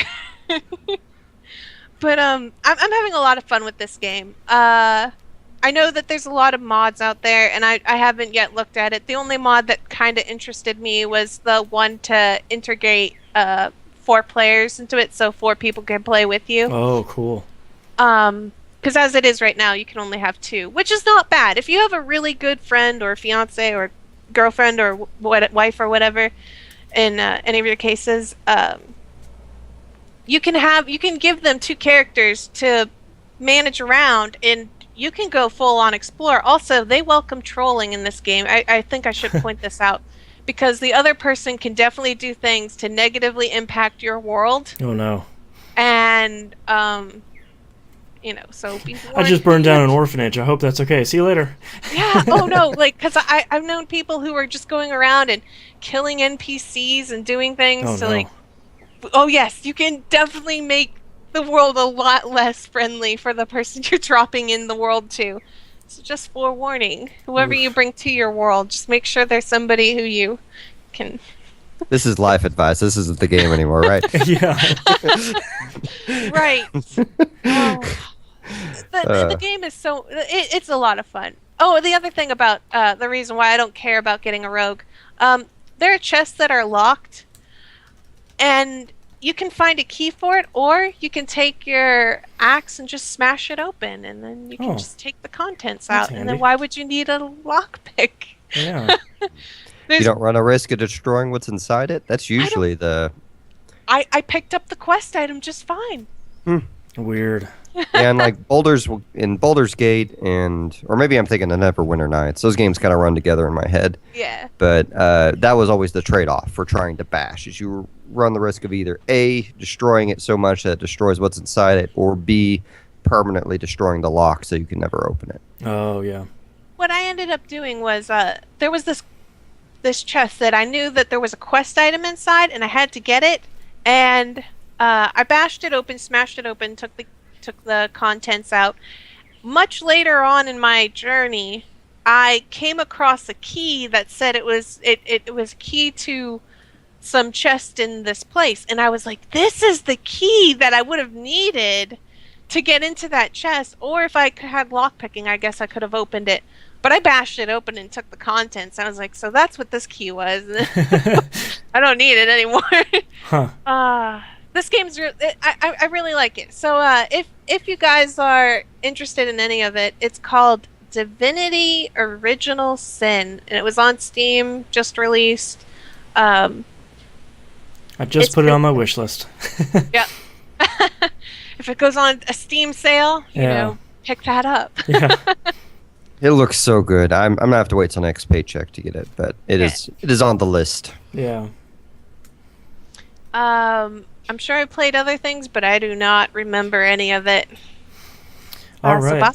So for me, my Final Fantasy V 4-job fiesta. My party this year, at the end of it, was Monk, Mystic Knight, Ninja, and Samurai, which is now basically the easiest group you could ever get, which is I feel kind of badly about, but I have had some really bad groups in the past.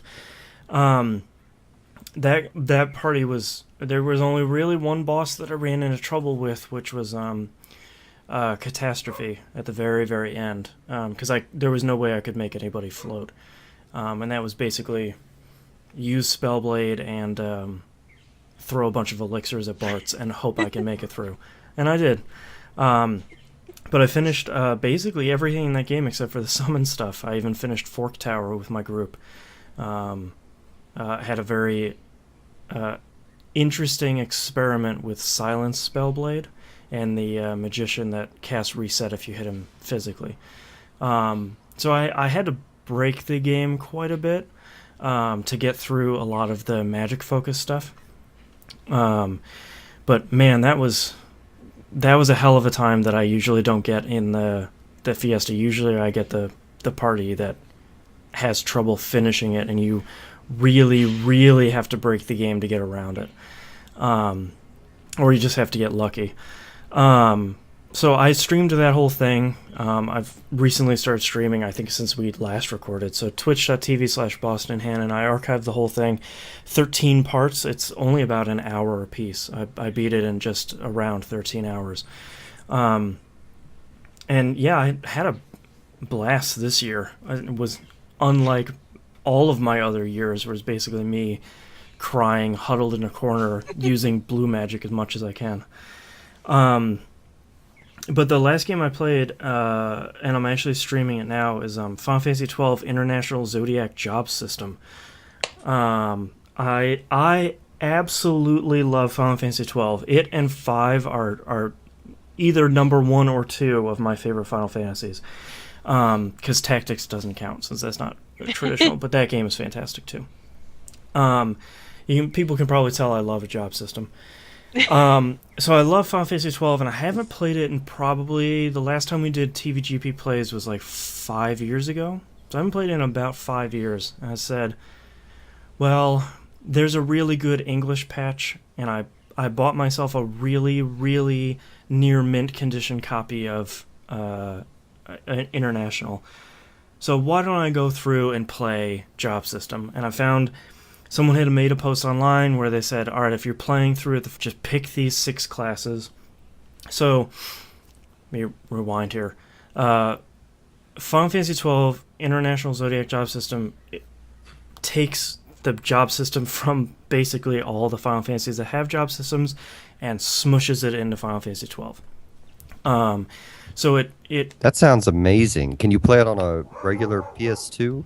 Let's say no, because it's way too difficult to do so. Okay. The latest version of PCSX2 runs it flawlessly. Yeah. Finally, at some point it had really, really bad audio issues. But to make anyone feel better, I own a copy of Final Fantasy 12 and International Job System. The great thing is, it addresses what I feel like is one of the... There's 2 major complaints about Final Fantasy 12 that I feel like people have, and I think they're wrong. Just kidding. One is the gameplay itself, which I have forever disagreed with, but I won't get into it here because it's incorrect. And then the other one is, well, everybody gets the same license board, and the license board is kind of dumb. I think that one is pretty legitimate, because I think everyone getting the same license board means, well, I have 3 or 4 people I just never use. So, whatever. With this one, the thing that's different between 5, where you can change up your job at any point, is with 12, at the very beginning, as soon as you get that character, you pick your job, and then that's your job for the entire game. You don't get to switch them, you don't get different license boards, you don't get anything. It's just, oh, Vaughn you picked as a hunter? Well, Vaughn is a hunter for the entire game. And that one is kind of the thing that made me antsy about the game, because I was like, oh, what if I make the wrong decision? Oh no. Or like, what if I make somebody a white mage for the whole game and they don't need to be one because everyone gets healing or something like that. So that's why I looked up this guide for, what classes, what jobs should you pick at the very beginning. So I'm just gonna play it and see what happens. And Final Fantasy 12 is still really good. And if you have the chance to emulate that, you really should, because it is outstandingly attractive in 1080p. I don't know how they managed to fit such great assets in this game originally to upscale it that high, but it looks like something, menus aside, it looks like something that could come out today. It's incredible. Boston, Yes. the guide you were looking at that made you pick or advised you on the jobs, did it also advise which summons you should pick on which characters for those jobs? No, and that's something that they... Be careful. Yeah, that's something that a lot of people... Because I did a lot of research before I started, because I didn't... Especially if I'm going to stream it, I don't want to hit a brick wall and say, like, well, see you later. Yeah. And that was the one thing that everybody said is, when you get your summons, don't just go buy them. Plan out who you want to put summons on which boards, so it can create a bridge to more powerful license board things. Right. Yeah. Because you can only have one summon on the board, and some of the boards share the same summon. So if you lock somebody out of getting some very important abilities, you will be very frustrated. So, yeah, that's what I'm gonna... Once I start getting some summons, I'm gonna... like, look it up. Look at the board. Yeah, look at the board, look at everything I'm gonna get, look at how they overlay each other, and just kind of kind of playing it. And that's the thing. I was originally just going to play vanilla 12, but I decided, well, let's all go through this voyage of discovery here with the international version. And it seems pretty great so far, but I'm kind of nervous about all of that sort of stuff, where it's like, where do you put your Mistnacks and where do you put your summons and who gets what job, and oh man, they moved all the treasure chests around, so now I don't know where anything is, and apparently they changed some of the hunts too, so it's kind of fun to go back to a game I really, really love, and similar to Final Fantasy V, I know by heart, and kind of have them sort of take all these cards and throw them up in the air and see where they land.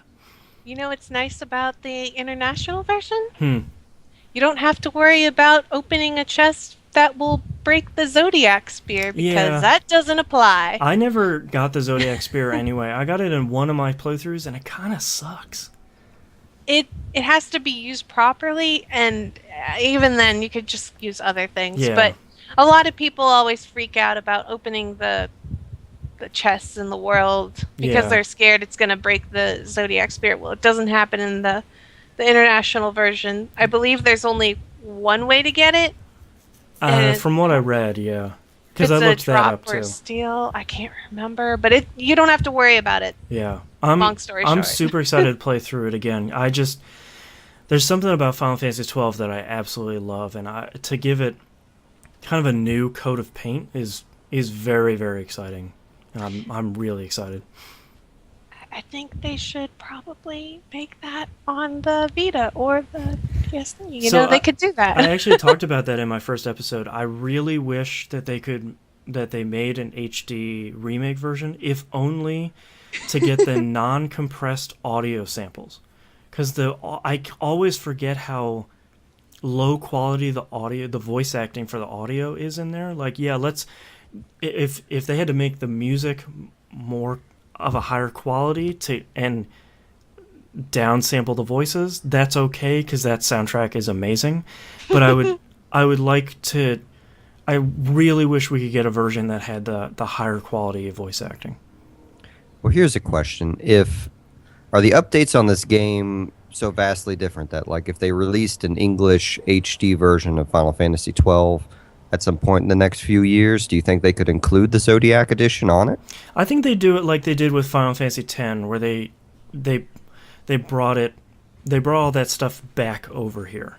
Like Final Fantasy X did the international stuff with all the bosses and Yeah. and Oh, all right. that stuff. So I think they would probably bring the Zodiac job system version over, maybe allow you to choose, but because I feel like explaining that for a game that wasn't well received over here might be a little confusing. If we got Final Fantasy 12 over here in HD without the job system, I'd still be okay with that, because I feel like too many people missed it after Final Fantasy X, because they said, well, like, oh, it just plays itself and I don't need another Final Fantasy, blah, blah, blah, blah. Like all that stuff.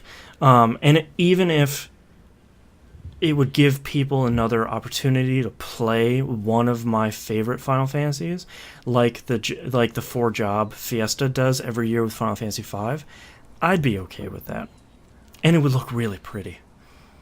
Oh man.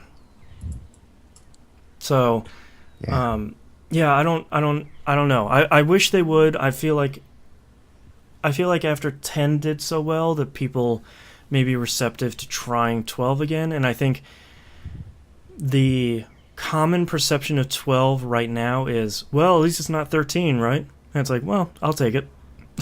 Even though 13's not that bad. I think a lot of people are saying, well, it's the end of sort of the silver age of Final Fantasy, where 1 through 6 is kind of the golden age, then 7 through 13, or 7 through 12 was kind of the silver age. So, I don't know. 12 is still really great. Really excited to go through it again. For anybody listening or watching, I will not be beating Yasmat. I did that one time, and that took me 20 hours.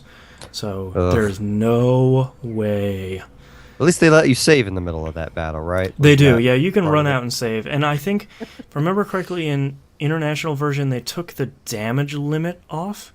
so you can hit more than 10,000, which may help, but it's still too much time, and that would be a very boring stream. It's just watching 3 party members whack away at a giant dragon with something like 80 million health. I mean, it's something insane. So, Yeah. but that's all I've been playing, and we've been talking for quite a while here. So let's take a break. All right. Woo! Caffeine time. Oh boy, pull up news stories here. So Mina, don't feel badly because you didn't get the infamous Final Fantasy V party. Do you know what that one is? Is it 1 or 2 off from what I have? Cause No, it's Monk, Berserker, Beastmaster, Dancer. that does sound awful. That sounds. One day I really, really, really want to try it. Like I just want to. I just want to try. Like, how bad is it? Like, there's clearly no synergy between any of those groups, or those jobs. But like, how bad is it? How? I need to know. Oh, Jay-Z.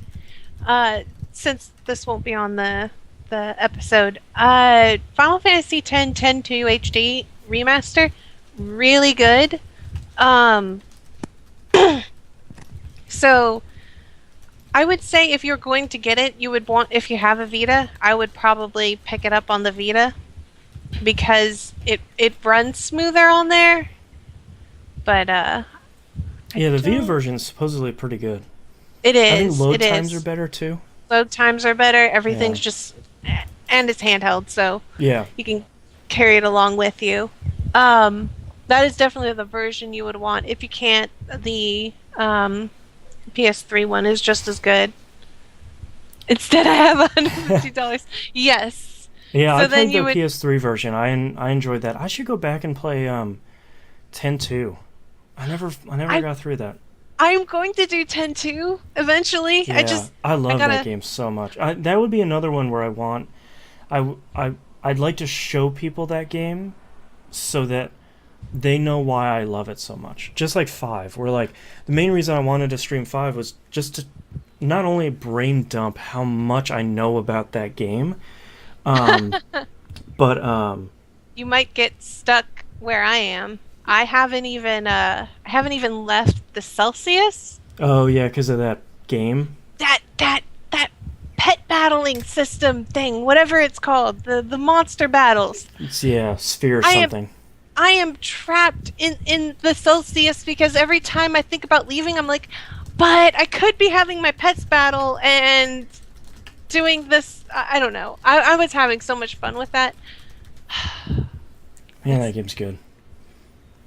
Dang, I really need to pop that game in and play it, but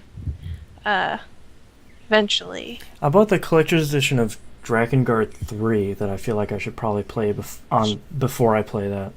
I've heard good things about that and some strange things. Yeah, it's by the team who made Nier, so Yep. it would kind of have to be strange, I guess.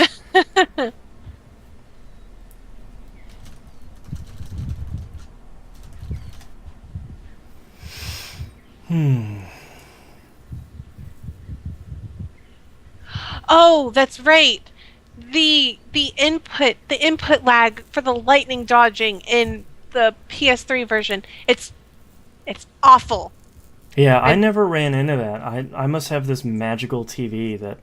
It's awful, and it makes me so angry because here's the thing: I would play it on my Vita, and I would notice zero lag, and because I was doing the lightning game on both, I was trying it on both, and the I don't know, but it was like I would press the button, and it wasn't the same as pressing it on the Vita, where the Vita would respond immediately, and then whatever I was doing on the PS3 wasn't. It drove me up such a wall. I was like, I'm just gonna do this only on the Vita. Yeah. I don't get it. Dark Souls 2, we don't talk about Dark Souls 2. Yeah, with we me don't. any- Not an issue. Nothing ever happened. I didn't lose 46 hours. No, nothing. Nothing like that happened. No, whenever I go to play Dark Souls 2, I'll probably stream it. I'm kind of waiting for Dark Souls streaming frenzy to die down, because I feel like I can't I can't necessarily add anything interesting to that conversation if I stream now. It's actually what's really cool about streaming when there's like a lot of people streaming a singular game is that a lot of people will kind of jump around from stream to stream looking for one that suits their taste. So you Oh, might actually interesting. end up getting a following. Yeah, so they might be like on one guy's stream and they're like, I really don't like his quality or I don't really like what the way he's doing it, and they'll jump to somebody else and they might find yours. Yeah, So that's true. But there's only one person playing Final Fantasy 12, and that's me. Actually, I don't know if it is, but actually, I should go look and see. Oh, and yes, definitely what you should put in your Twitch title when you stream Dark Souls 2 is just put blind first time Yeah. in your title, and that will draw people in because they will be excited to watch somebody do it without any knowledge of what's going on. Yeah. They'll have fun with that.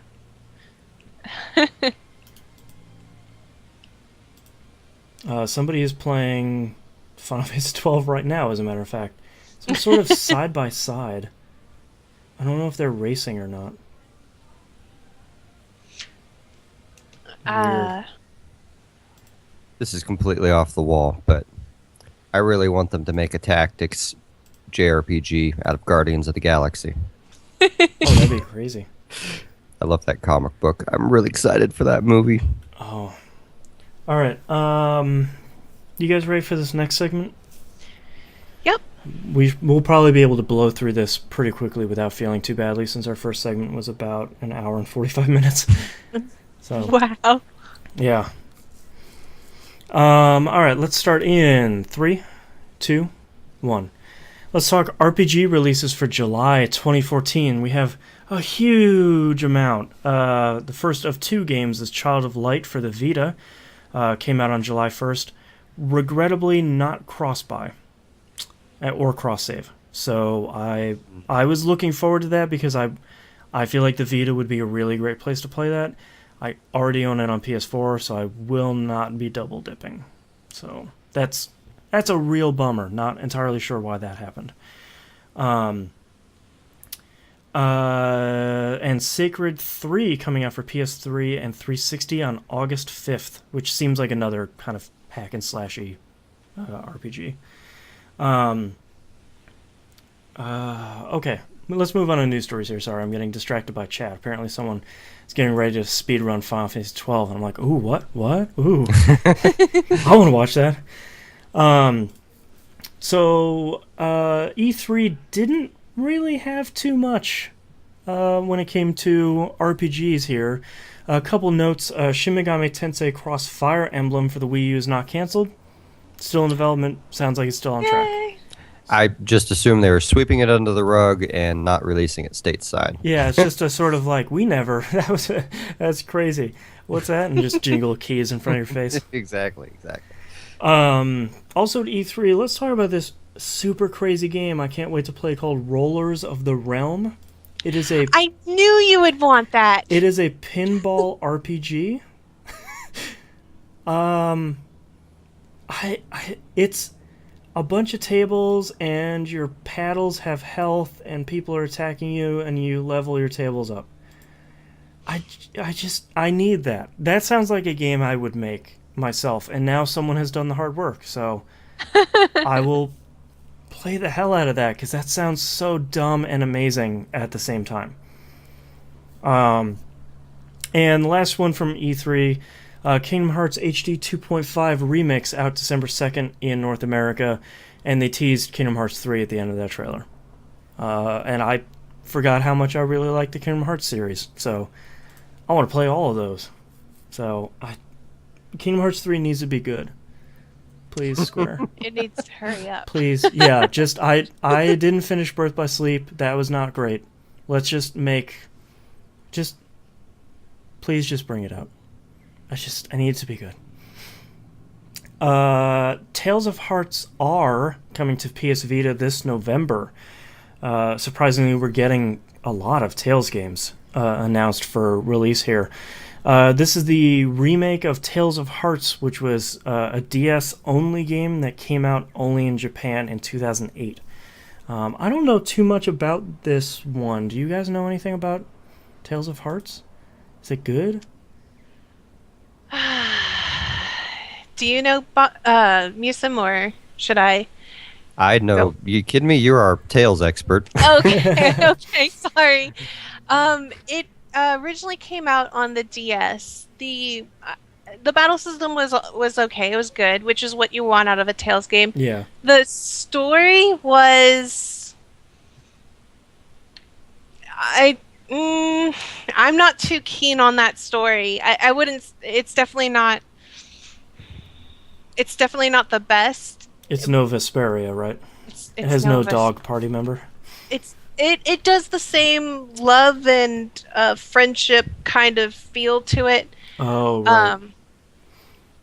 I believe that I don't think that they're actually going to dub this game. I'm pretty sure that they're it's just gonna. subtitles? It's gonna be subtitled. That makes sense. For a Um, game that's probably not going to sell that many and copies, like... and yeah, that's exactly it. I'm predicting that not a lot of people are gonna get it. It's only coming out on the Vita. It's one of the Tales games that not a lot of people were too like excited about. Yeah.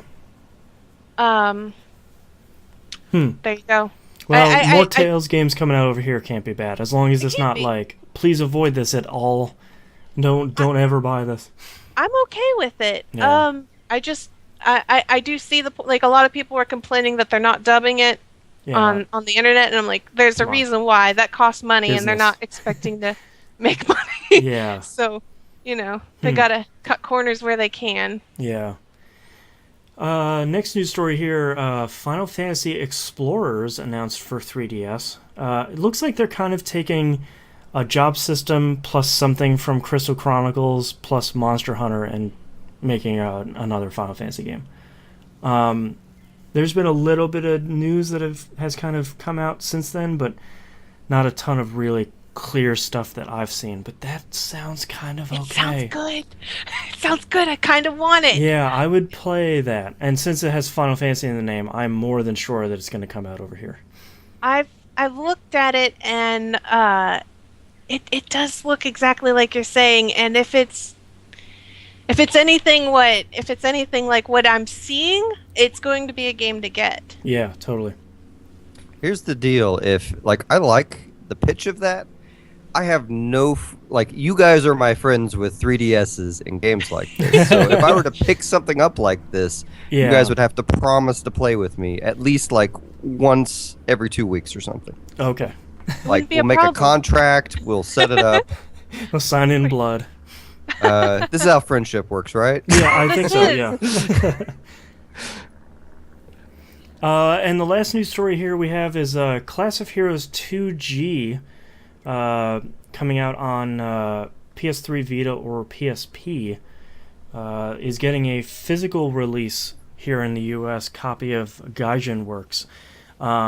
They make really, really great physical editions of their limited edition games. I have their last one, which was Class of Heroes 2 for PSP, which came with a certificate of Persipacity in it, which is really great. For anybody that knows who he is, that's where Victor Ireland is working at right now. And it's $50 or $4 shipping, and it comes with a whole bunch of cool stuff, and it comes with a serial number hologram and stuff. So if you're like me and you like collecting games, you should probably just go buy it. The pre-order ends at the end of this month on July 25th. They are only making one run of it. So as many people pre-order it, that is how many they are making, and that's it. And that game should be pretty good. It's coming out for $35 digital, so you'll be able to get it no matter what. But Class of Heroes is kind of a great and crazy series. So it's nice to see that they're bringing out more of these over here. Excuse me. But that's all the news stories that I saw here for the last month. I don't know if you guys saw anything else that was interesting beyond that. Kind of a quiet month for RPGs. I've had issues paying attention, so Okay. nothing I can think of offhand. I appreciate your honesty. I've been summer games done quick for the past week. Yeah, me and- too. That and Final Fantasy V. I just haven't been paying attention. Yeah. Well, that's actually our episode. We don't have any emails or tweets this time, and we've been recording for far too long anyway, admittedly. So if you'd like to visit us, you can do so at pickingupthepixels.com. Tweet us at pickinguppixels. There's no the in there. It's too long.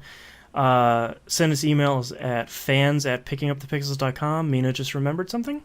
Well, no, actually, somebody in the chat just mentioned something that I remembered. Yes, Tenchi Hawkwind, thank you. Final Fantasy Type 0 is being localized for PS4 and Xbox One in the US. It's really good. The most surprising news story of E3, where they were like, oh, right, Type 0. Yeah, we're doing that in HD. Why? It's really good. Yeah, it's like something Square forgot to mention. So, already pre-ordered that one. That I am super excited.